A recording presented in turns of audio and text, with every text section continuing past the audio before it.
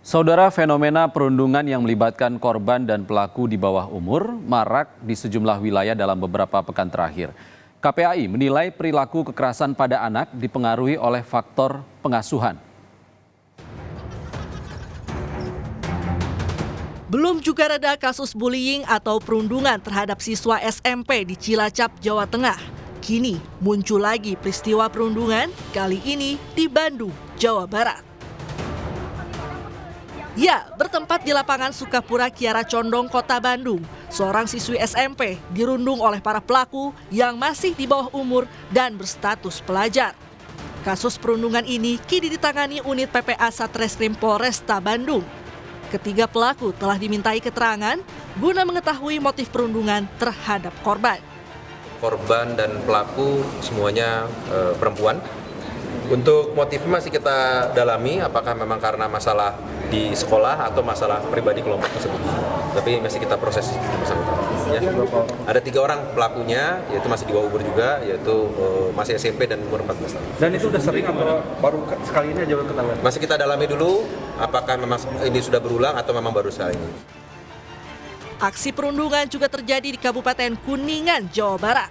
Pemukulan terhadap anak di kebun bambu ini jadi sorotan usai videonya viral di media sosial. Polisi telah memeriksa 4 orang yang ada di dalam video perundungan itu, termasuk korban. Seorang remaja berusia 17 tahun menjadi tersangka pemukulan, sedangkan 2 lainnya masih menjalani pemeriksaan. Keluarga korban memutuskan untuk membuat laporan terkait dengan persoalan atau peristiwa tersebut. Dan untuk korban dan pelaku sendiri usianya SMP atau? Jadi untuk yang dapat kami sampaikan, kami tidak dapat memberikan inisial, namun untuk usia daripada si korban itu kurang lebih di 12 tahun untuk si korban, kemudian untuk si pelaku itu di rentang 17 tahun. Menanggapi maraknya aksi perundungan belakangan ini, Komisi Perlindungan Anak Indonesia atau KPAI menilai anak melakukan kekerasan karena faktor pengasuhan. Oleh karena itu, perlu perubahan pola pengasuhan baik di rumah maupun sekolah. Jadi anak-anak ini maupun guru gitu ya yang melakukan kekerasan umumnya adalah memiliki tadi behavior ya. Jadi dia punya pengalaman masa lalu untuk mengatasi kenakalan, mendisiplinkan itu memang harus dengan kekerasan. Jadi pengasuhan dari rumah pun sudah dengan kekerasan. Jadi kalau salah, dicaci, dimaki ataupun kemudian dipukul, itu mengakibatkan anak-anak ini punya luka batin.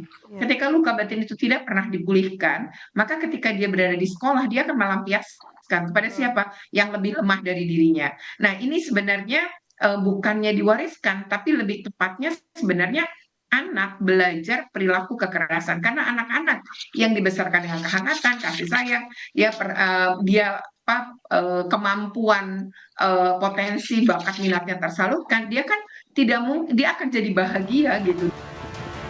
KPAI pun meminta agar setiap sekolah mengimplementasikan Permendikbudristek nomor 46 tahun 2023 untuk mencegah kekerasan di satuan pendidikan. Pemerintah Republik Indonesia melalui Permendikbudristek ya nomor 46 tahun 2023 yang merupakan sebenarnya ini penyempurnaan dari Permendikbud 82 2015. Nah, di sini di Permendikbud ini adalah pencegahan dan penanganan kekerasan di satuan pendidikan, di mana ya sekolah ini diwajibkan membangun sebuah sistem perlindungan. Salah satunya membentuk tim ya yang disebut PPK. Jadi pencegahan dan penanganan kekerasan, lalu membangun sistem pengaduan dan penanganan itu harus bekerja sama atau berkolaborasi dibantu oleh pemerintah daerah, termasuk pemulihan psikologi.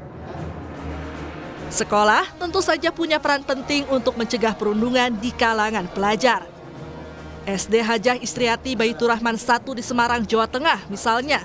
Selain melakukan pengawasan ketat, mereka juga aktif memotivasi murid untuk menciptakan karya kreatif guna mencegah aksi perundungan.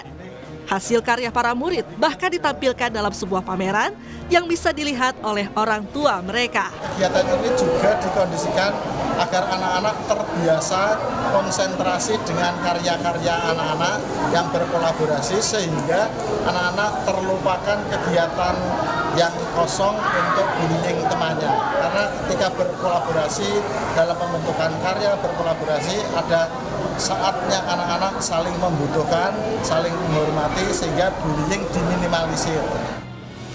Fenomena kasus kekerasan di lingkungan sekolah harus menjadi perhatian bersama.